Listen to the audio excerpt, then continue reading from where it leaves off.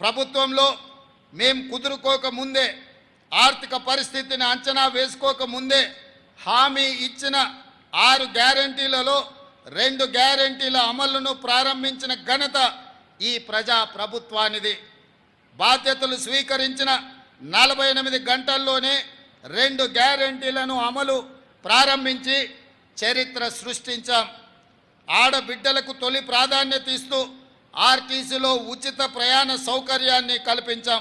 ఈ పథకం ద్వారా జూలై ఆఖరు నాటికి మహిళలకు 2351 కోట్ల రూపాయలు ఆదా చేయగలిగామని సగర్వంగా చెప్పగలను.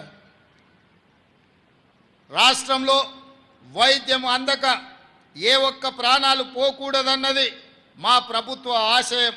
ఈ రాష్ట్రంలో నిరుపేదల సైతం కార్పొరేట్ ఆసుపత్రికి వెళ్ళి ఖరీదైన వైద్యాన్ని పొందాలన్న లక్ష్యంతో ప్రజా ప్రభుత్వం అధికారంలోకి రాగానే ఆరోగ్యశ్రీకి పూర్వ వైభవాన్ని తెచ్చే ప్రయత్నం మేము చేశాము. గతంలో కాంగ్రెస్ ప్రభుత్వమే ఈ పథకాన్ని ప్రవేశపెట్టింది. దీనిని మరింత పటిష్టంగా అమలు పరిచేందుకు ఆరోగ్యశ్రీ కింద ఉచితంగా అందించే వైద్య చికిత్సల పరిమితిని 5 లక్షల నుండి 10 లక్షల రూపాయలకు పెంచాం.